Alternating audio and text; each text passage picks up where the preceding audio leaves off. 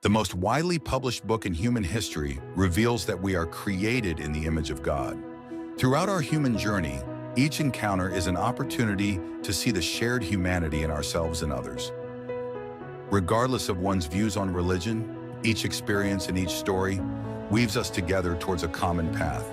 A path of transformation, a process of growth and understanding, a recognition that, at our core, we share a common destiny. What does the search for truth really mean in our lives? How can we find a sense of unity in a world so diverse and divided? As we reflect on these questions, we start to uncover a fundamental connection that binds us all beyond our differences. Welcome to Created in the Image of God, Building Vibrant Communities, with our host, Wade Franson. Today's episode is From Grief to Gratitude. Good morning, everyone. I'm Wade Franson. This is Created in the Image of God. I'm back for another episode, and I have an amazing guest in the studio, as we always do. But Stephen Ferrara and I have been catching up after our initial meetings and discussing what we're going to cover today. The depth of experience that Stephen brings to this conversation is amazing. I hope you will enjoy it and get as much out of it as I already have and look forward to getting. Let me tell you a little bit about Stephen. He's a spiritual teacher, author, and former CEO of a very large financial services firm in the Northeast. And his path to self-discovery, awareness, spiritual consciousness came with suffering, the loss of a son, a wife, and years meditating, studying, and journaling with what eventually became an acclaimed book titled From Grief to Gratitude, A New Paradigm on Death. Welcome to the studio, Stephen. Thank you, Wade. Happy to be here. Well, it's my pleasure, and anyone who's had those soul-changing, soul-sculpting experiences, and who analyzes them through a divine lens, relying on the Word of God, the Holy Spirit, to understand what it all means and why, brings so much to a conversation. So I'm really looking forward to having this. And as the audience always likes to do, and myself as well, is to really get to know the real you and to help us understand sort of how and why God was using you as clay, not only for yourself, but for those around you, and shaping and molding your life. With your permission, of course, and with your submission over time. So tell us your original creation story. Where were you born? Who were your parents? What were the circumstances that formed, shaped, and molded you on that potter's spinning wheel in those early years? Yeah, thank you, Wade. I had a very simple, really, I guess you'd consider a poor, economic upbringing. I was born in Newark, New Jersey, in a part of town that was kind of where all the poor Italians immigrated to. And my dad was a musician. My mom was a kind of a part-time dancer, but mostly a homemaker. So I came from a very artsy family. My grandparents were ballroom dancers, but, that was back in the day where, a lot of people didn't make money. Nobody knew they were poor, but we all were. But I had a wonderful upbringing, very loving parents, lived in the same house with my grandparents and aunt and uncle. The Ironbound section of Newark, New Jersey is right outside the Newark airport. There was a trucking firm on one side, a factory on the other. So, life was just as it was, but my home was always filled with love every Sunday, which was an Italian tradition. The whole family would come to our house, and my grandmother and grandfather lived in the basement. And she had a big kitchen, and she, somehow, made a pot of spaghetti and some meatballs, and it fed everybody. There would be 20 of us, and somehow with the pot of spaghetti and a couple of meatballs, she fed us all, and we were all, full and very happy, and it was a wonderful time of life. I grew up, and what I really remember about most of my life is I couldn't wait to get out of my kid age. I didn't really enjoy high school. I was really looking forward to get out of it. at 17, I was always looking for something. And my dad was also what I'd consider to be a real spiritual seeker. And he exposed me to various teachings that he was looking into. He had found something called the Concept Therapy Institute, which became the basis for much of my initial foundational learning. And it's a spiritual study which really takes from all of the many religions and compiles a spiritual course of study in a way to live your life, and both physical, mental, and spiritual aspects of our life. I took Transcendental Meditation at 17. I was always, as I say, seeking and looking for things. When I turned 18, back in those days where I came from, and really back in those early 70s, everybody didn't go to college like they do today. I opted to go right into business, started knocking on doors selling life insurance at 18 years old.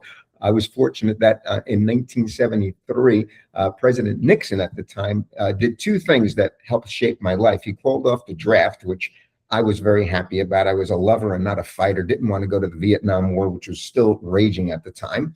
And he also made the age of majority 18, so I could actually enter my adult life as soon as I graduated high school. I got an insurance license, started selling life insurance door to door. And my dad, who was looking to make money on the side because he was a musician and not making a ton of money, was doing the same thing. He had built a little small neighborhood office that he serviced, our neighborhood with insurance products. Anyway, that was the early 70s. My career began to grow. The financial industry really boomed through the 70s, the 80s, the 90s, and I kind of just rode that wave. And the firm began to take off, and we hired many advisors. And the firm really became one of the larger firms, certainly in the Northeast. But my life has always been dedicated to spirituality. I was teaching always for the Concept Therapy Institute over a 25 year period. I was always studying. I was always reading spiritual information, feeling that there was something within me that needed to be expressed. And got married at a young age, had my son when I was 26, Christopher, and then had a daughter 4 years later, and had a third daughter quite a few years after that. Our life was wonderful. My career was growing. We kind of, as I say, rode that wave, built beautiful home, and life was wonderful. From where I came from to where we were, I could have never have dreamt that, my life could be that good. On the outside, I had everything I could ever want. Inside is what I was always looking for and trying to understand and be more in touch with. And, so in 2004, which is the year that my son at age 23 died in a car accident, my son was the closest person to me by far in my life. He and I were bonded, I believe, before he was born, and certainly now after he died. We did everything together. He had joined my business. We were in business together. He'd end the sentences that I'd start and vice versa. We just had this bond at a level that I would say was an unconditional love. When he died in a car accident, I was 49 years old. He was 23. And that's when, with all of the studying, all the meditating, and everything I'd ever done in my life, I just came crashing down and questioned everything. The early days and months, I was just so angry at the universe, angry at God, angry at anybody I could be angry at, that I could just, I used to be a runner. I'd run through my neighborhood just yelling at the top of my lungs at anything, because there was just such grief that I was expressing as anger. I questioned, as I say, everything I'd ever learned in my entire life, and I wasn't finding answers. But the thing I did begin to do was journal, and I journaled from the first day after my son passed away, and I've journaled for 20 years. And that's really where my book emerged from, which I'll talk obviously more about shortly. But in terms of my life, sold my business only 5 years ago, and built a successor team, was able to hand it over to them. They bought me out just before, or just actually when COVID started, which was great because business has changed so much. I'm glad not to be a part of that world anymore. But that gave me the opportunity to have some time to look back at all of these journals that I had written. I had a bookshelf of them, and I began to read through them, and I began to learn the life lessons and see the life lessons that my journaling brought out. I had never read them back, but as I did read them back, I started to see these tremendous life lessons that shaped the way I was able to continue to grow and move forward after this almost unimaginable thing occurred, which was the death of my son so tragically. Subsequently, my wife, a few years later, passed away. She was the cornerstone of our family. She's really the person that had all the strength that carried us through those early months and even years after my son passed away. So my wife dying at a young age, and due to an illness that just, within a few weeks of her diagnosis, she died, again, threw my world upside down. But I had learned so much about death, and I'd learned so much really about life at a very deep level, not at the level, all that I'd studied in my life, I was learning, but in the experiences of life, certainly of the death of my son and then my wife, was where all of this became real, and the experiences of life were what were teaching me. So just to end that, I've really overall can't be more grateful for the life I've had, starting with parents that loved me, and moving through a life where I had a wonderful wife, three gorgeous and wonderful children. And I just could not be more grateful for all that life has given me, even with the twists and turns and the curveballs that have been thrown, as we all have. But I've learned how to continue to move forward in a healthy way and truly live my life, I feel, from a peaceful and joyful place. Wow, I'm just sitting here drinking in your story, obviously reflecting on it, sort of reliving a couple of things in my life that have some similarities. And I just want to thank you for sharing that story. It really helps us, in a nutshell, understand who you are, as a star, a light, sort of, traveling through space, the trajectory that you're on, part of the whole experience, right? Everything in space orbits around everything else, right? Everything is connected there and here. And to learn about your journey, and to understand that, you as a tiny little piece of that leaven out there in New Jersey doing your thing, this is a part of the whole human experience. And I really appreciate you sharing that story. I want to ask a couple of questions. First of all, just to clarify, so you had one son and two daughters. Is that what I understood? Okay. Yes. And then, your relationship with your son was incredibly close, and critical and pivotal to your experience. What about your daughters? What's your relationship like with them? My daughters are wonderful. My one daughter is married with a beautiful grandchild that she's given us. And she does well. She still lives up in New Jersey, and we couldn't have a more close relationship. She's the one that's taught me so much, because Danielle, her name is, and she's 40 years old. She's probably closest to me in personality, and we'd bang heads when she was a teenager, but she's become a wonderful, beautiful mom and an individual, and we have a great relationship. My younger daughter, Alexandria, she's 29. She's getting married later this year, and just congratulations. Yeah, really great. But yeah, we have very close relationships. The three of us truly help each other, because we're all still going through it. I mean, they lost their mom, which is huge. Right. And I'll never, ever minimize the tremendous impact of especially girls losing their mom. Yeah. And, and when my one daughter just had her child, and my other daughter's getting married, this is where a mom is so involved, and her not being here, it is rough. So I'm trying to always do the best I can to, be the best parent I can, but they're wonderful children. Thank you for asking. Yeah, thank you. And then the final question. So in terms of your spiritual growth, awareness, you mentioned drawing inspiration from a variety of religious sources. So what I'll share just a little bit. I'm a former minister in a sect, you might say, that was very devout. That at one time, well, remember this sect, or call it a small denomination, ripped right down the middle. And at that time, I resigned from the ministry to separate my faith from my paycheck, but also because both sides wanted me to join them. And the fact that there was this split showed me that neither side was what we thought we were when we were together. When we were together, we thought we were a special group of people with a special purpose and a special divine calling. I'm not saying that that wasn't true, but the degree to which we believed it was true, the degree to which there was a degree of exclusivity there, it wasn't true, right? In some sense, it was true. We're all called with a purpose to give something particular, something individual, something special. And in that sense, to quote,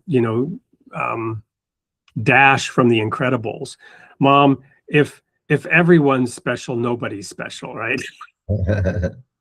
And it's a cone, right? What's the sound of one hand clapping? How are you special if everyone's special? Well, God is capable of making all of us special, right? So the point is, my journey has been that opening, that awareness. I want to understand a little bit more about that part of your spiritual journey. So were you ever part of a group that was like the church? And the reason is not to criticize Christianity at all, because this is a human condition. Yes. Christians have been condemning each other to hell for millennia, over the pickiest little things. And that obviously is not of God. That part of it is not of God.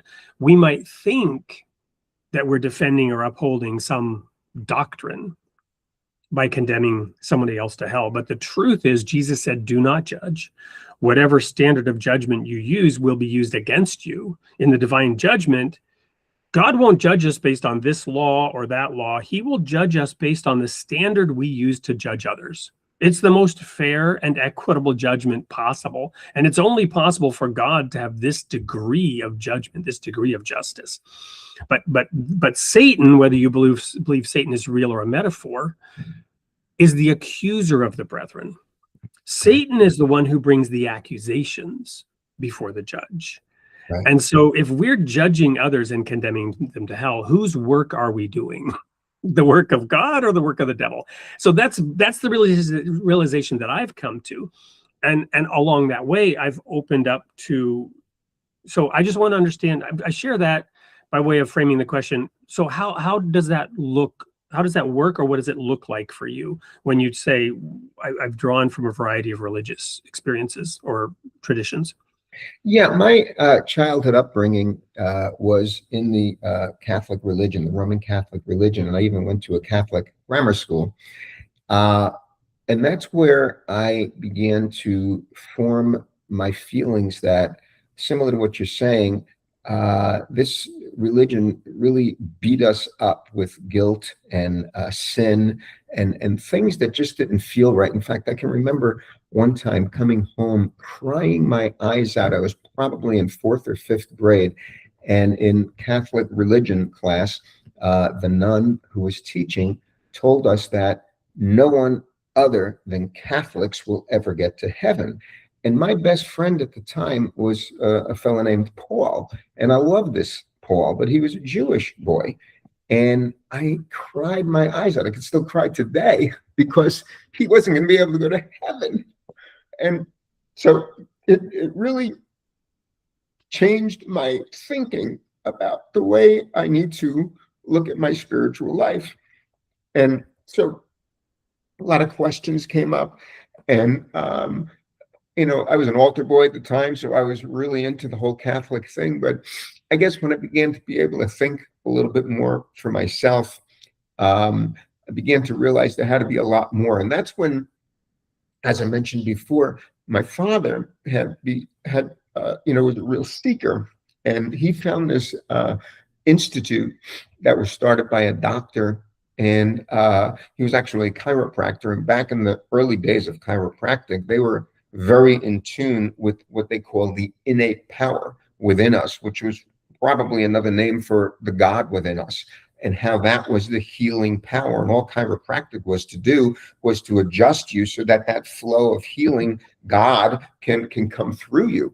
And that just made a lot of sense to me. And the entire course of study is really, as I said, became an important basis for me to continue to form my life spiritually. I understood that there were principles, there were ways of being able to make choices in your life so that you could come from either love, the God side, or come from fear, which is the Satan side or the ego side even. And then I found authors like David Hawkins. I don't know if, he wrote Power versus Force and so many other books, and Eckhart Tolle, more current, Michael Singer, A Course in Miracles, various books that really kind of just resonated with me and helped my spiritual essence be able to come out more and more. So that was kind of my journey, and it's still my journey, and maybe more my journey than ever, because that's all that I'm committed to at this point in my life, is my ongoing journey. Well, thank you so much for unpacking that part of it for me and for the audience. We're going to take a quick commercial break. When we come back, we're going to talk about your book, your life work, what you're doing now, how you're applying these things in service to the divine and in service to our fellow man and woman and humanity as a whole. Don't go anywhere. We'll be right back on Created in the Image of God with Stephen Ferrara. Death is something we're taught to fear, to see as an ending, as something that takes away what we love. But what if it could be understood differently? What if loss didn't mean disconnection, but transformation? This book explores a deeper way of looking at grief, not as something to escape, but as something that can lead to awareness, presence, and meaning.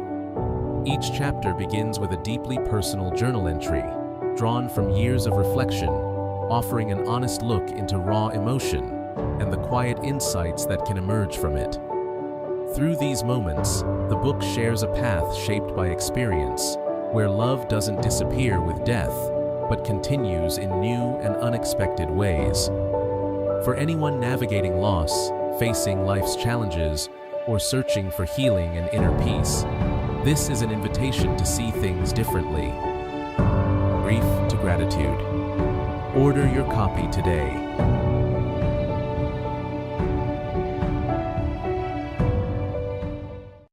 Welcome back. I'm here with Stephen Ferrara. This is Creating the Image of God, Building Vibrant Communities. We're now going to talk about Stephen's book, how he took his journals into a finished product and what he's been doing with that and the work that he does helping others. Stephen. Yes, thank you. I look forward to talking about it. All right. So tell us about that process from the journal to the book. Yes, I had never intended to write a book. I'm not an author by training. I've written a lot in my business life. I've spoken a lot in my business life, but never considered myself by any means an author. As I mentioned in the previous segment, I had been journaling for 20 years. And when I sold my business and had time to look back and see that I had this huge bookshelf of journals, I picked up the first one and just started reading. There was no intention to write the book, but I was taking excerpts as I was reading. And it started with that very raw emotion of grief that you go through. I just was expressing how I felt, and it became, journaling was such a therapeutic exercise for me, because when you journal, you're doing it just as a stream of consciousness of what's coming out of you. You're not talking to someone where they're responding or anything. It's just a stream of consciousness. And so those early weeks were so much emotion that I was able to put out on those pages. But in those emotions, I was even seeing that I realized there had to be a better way of dealing with this. And at one point, as I read through my journals, I saw that I had hit what I'd consider to be rock bottom, where I felt that, I just can't handle this in the way I'm handling it. There has to be a better way. And a dim little light bulb went on in my head, and realized, yeah, there can be a better way of dealing with this. And I started to in my journals see the life lessons that were occurring. Things like I began to write about, what if I could see this experience I'm going through from my son's side and see this as something that is his experience that I can support. As as my son, I always supported him in whatever he felt he wanted to do in his life that would be, good for him. And why would I not support him after his death if this was part of his ongoing journey? Now, that only occurred after I got to a point where I accepted that this universe doesn't make mistakes. One of the very important life lessons as well that I learned, and I believe fully, is that life is not here to torture us, no matter what the challenge of life is, including the loss of a child, which is one of the toughest.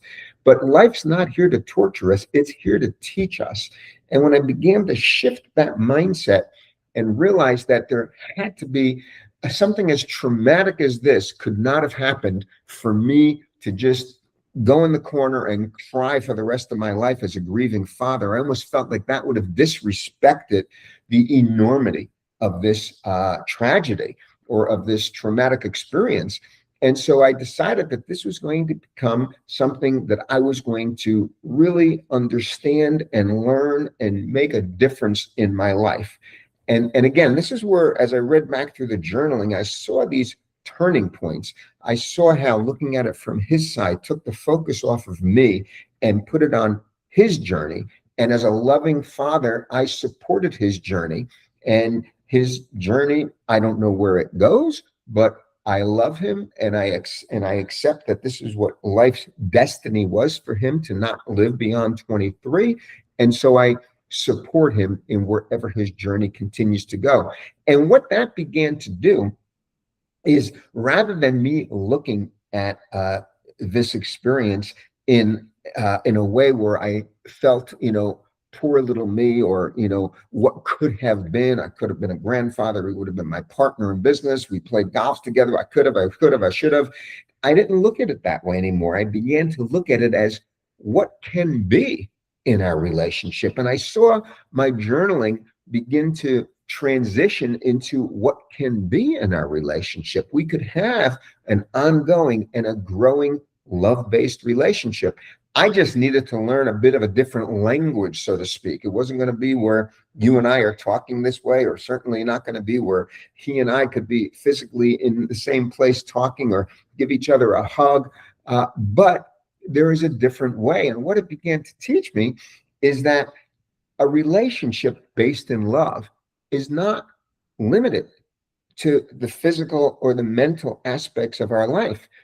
A love-based relationship with anyone in our life, spouse, children, friends, family, is at a much deeper level. We don't see it that way all the time when we're both in our human forms, but when someone that you loved to that extent passes on and they don't have their human form anymore, you realize that the love never ended. The love I share with Christopher is the love that I feel for him. So if I continue to share my love and I continue to look at this as an ongoing and growing relationship, then who knows where this could go. And where it went for me is I eventually began to see my journaling turn into where I always signed off as love forever and eternity, your dad. And then I started to add into it, your dad and spiritual partner. And I was starting to see myself and Christopher as partners who were moving through life together, helping each other. He just didn't have his form, and I did. And I was realizing that he's truly my spiritual partner. Love is something, and life is something that really is eternal. I talk about this in the book where, sometimes we say life and death are the opposites, but, the opposite of death is birth. Birth and death are opposites. Life is eternal. So birth and death is like a little parenthesis in time where we get to spend 80 or 100 years in this human experience, or maybe in my son's case, 23 years. It's a little small parenthesis in this eternal time period or time of life. Life just continues on eternally. So Again, the journaling started to bring out all of these many lessons.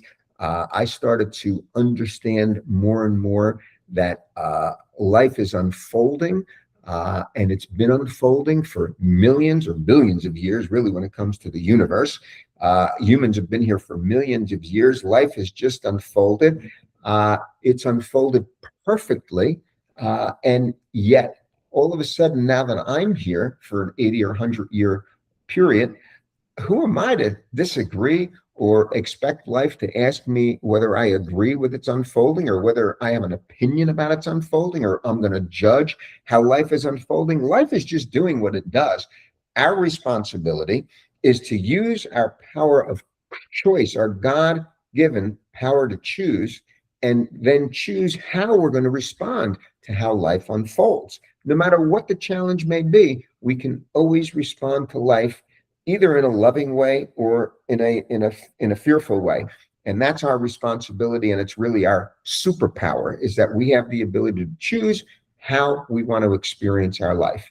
So those are just a couple of the lessons that I talk about. I've got so many more in the book, but I'll stop here for a moment to see if you had anything else that you wanted to ask in particular. Well, I do, and thank you so much for expounding on that perspective. The audience knows I have this sun and moon behind me, which constantly grounds me in that, in actually the twin creation stories that we find in the Bible. And there are other stories that we can access. I'm not saying that they're the only ones, and certainly the way that I interpret them, or they've been interpreted, is not the only way to interpret them. I believe there are many ways to interpret those symbols and derive meaning from them. But the point that I'm making is there are two creation stories. One is the cosmic view of God.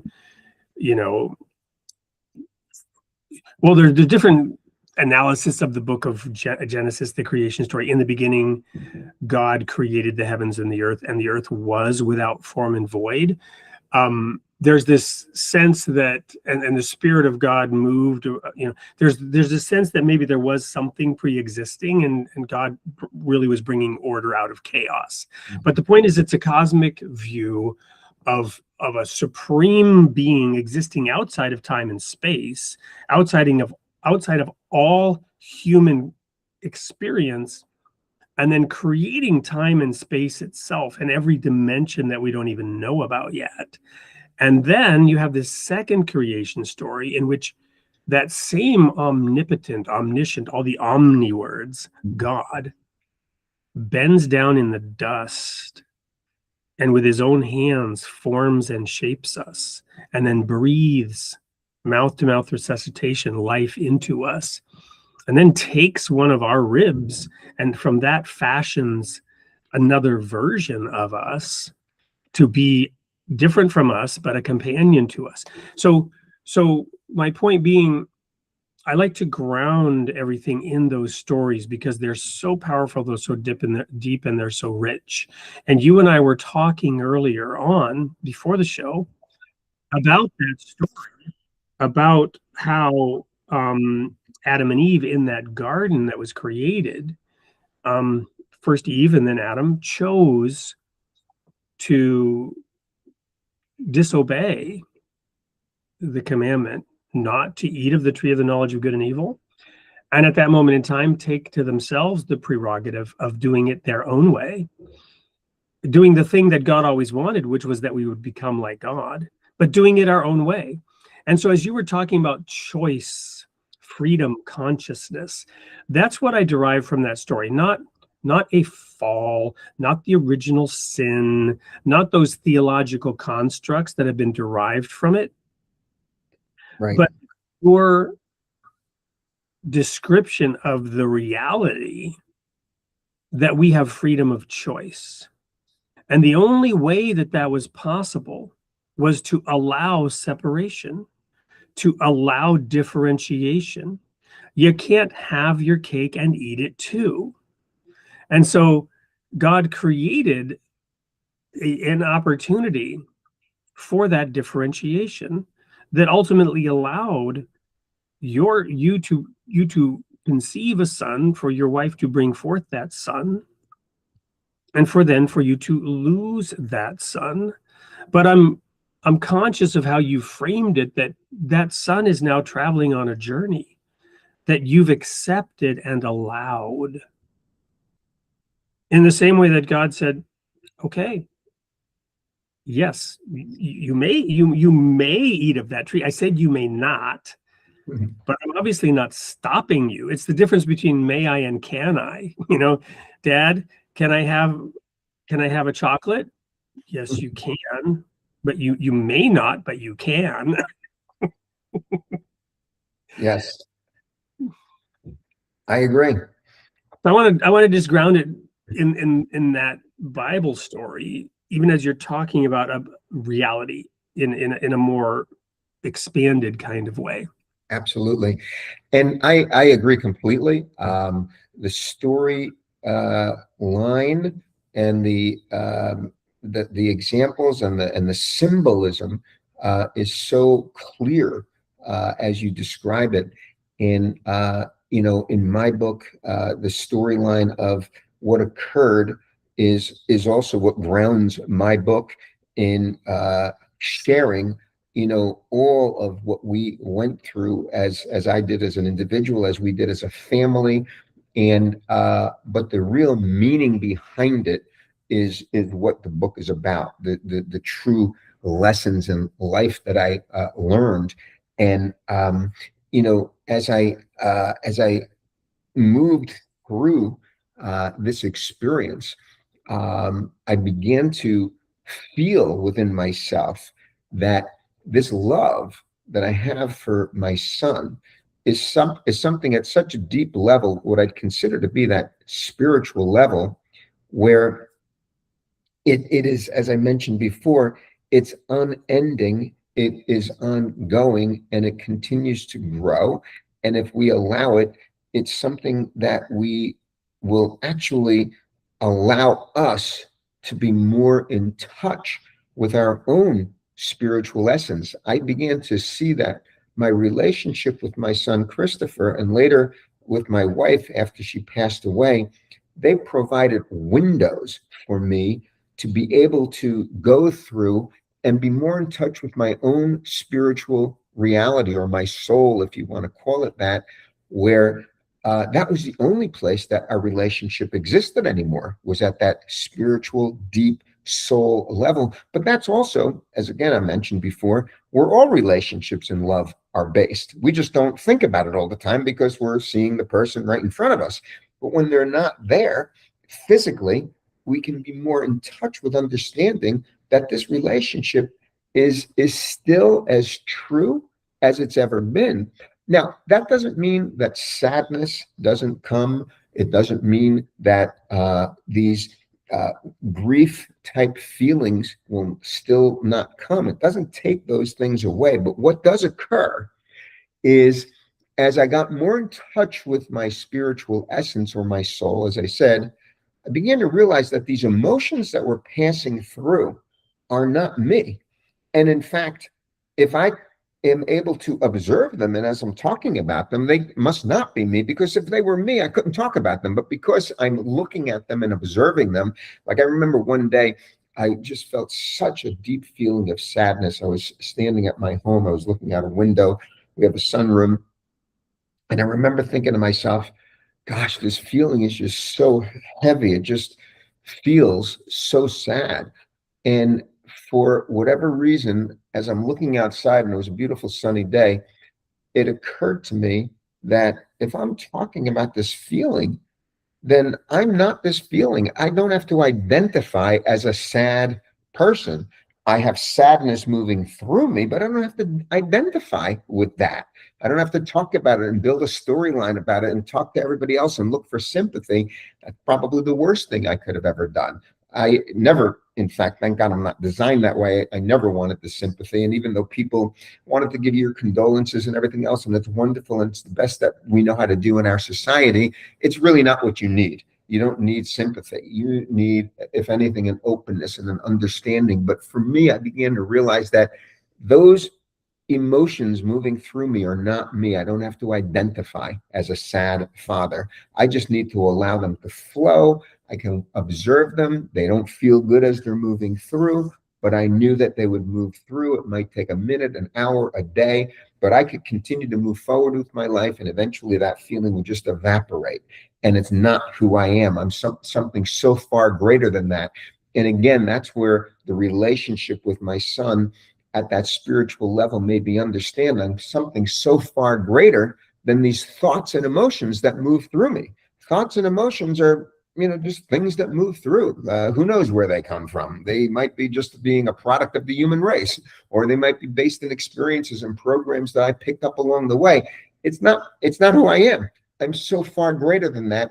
And that's where what we were talking about before, I found that I could always choose how I am going to respond to life and as it's coming through me.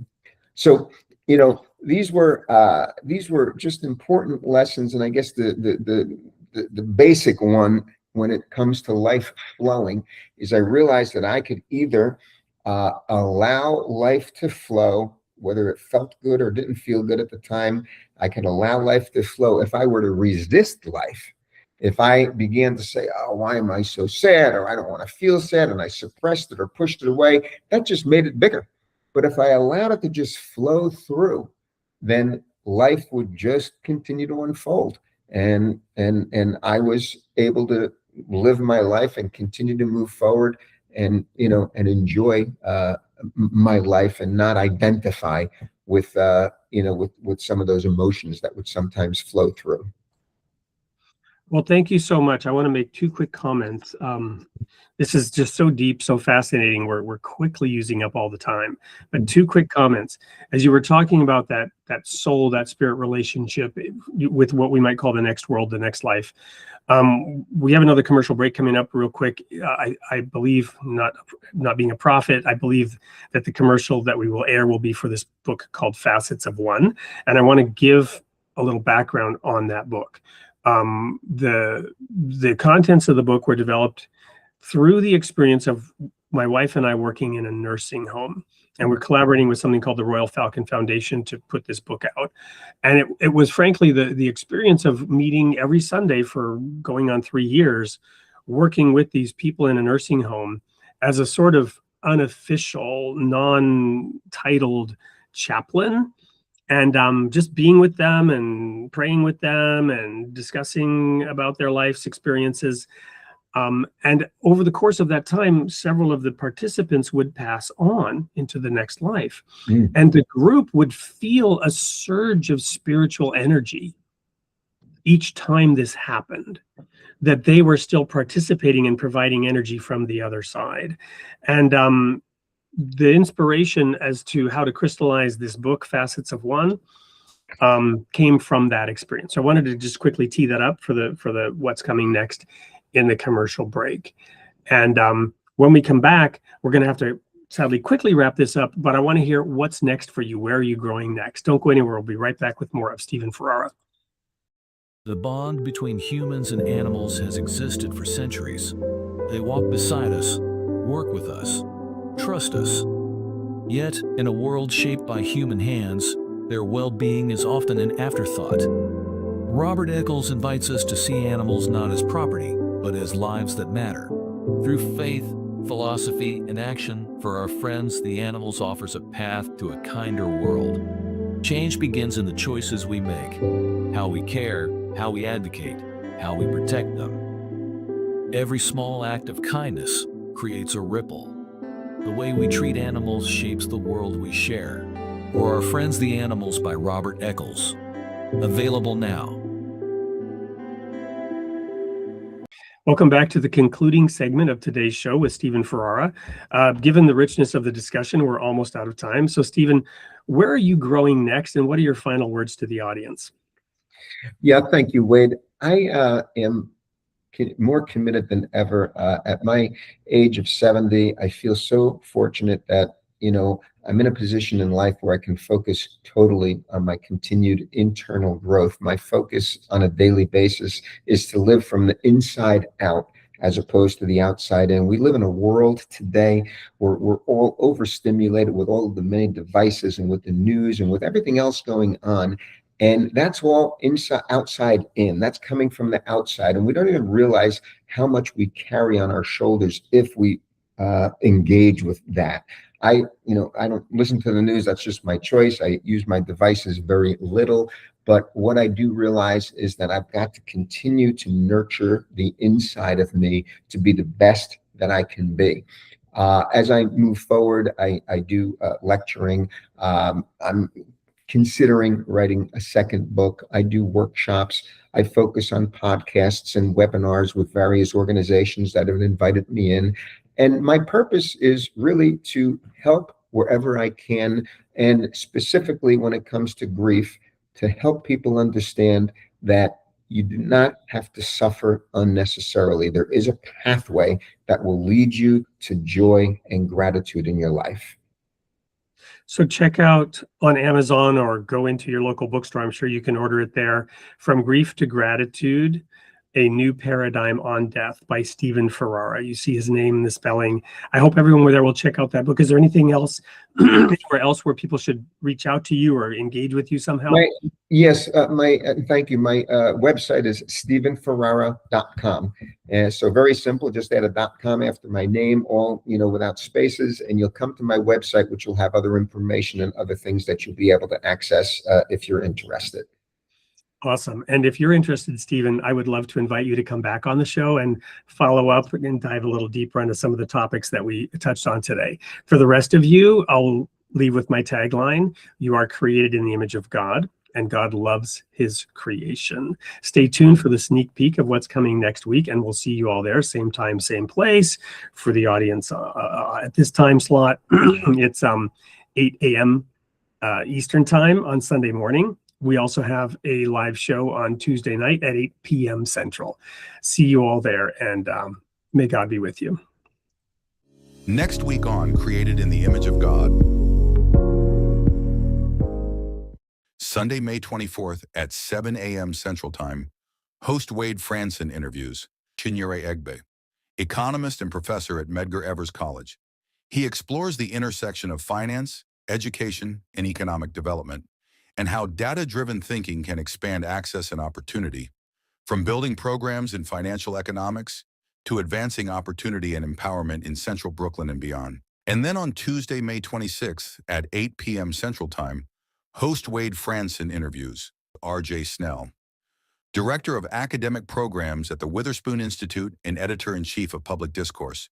He reflects on questions of truth, ethics, and the human person, and how we make sense of meaning in a fragmented age, from moral responsibility and education to the deeper pursuit of clarity, purpose, and the good life.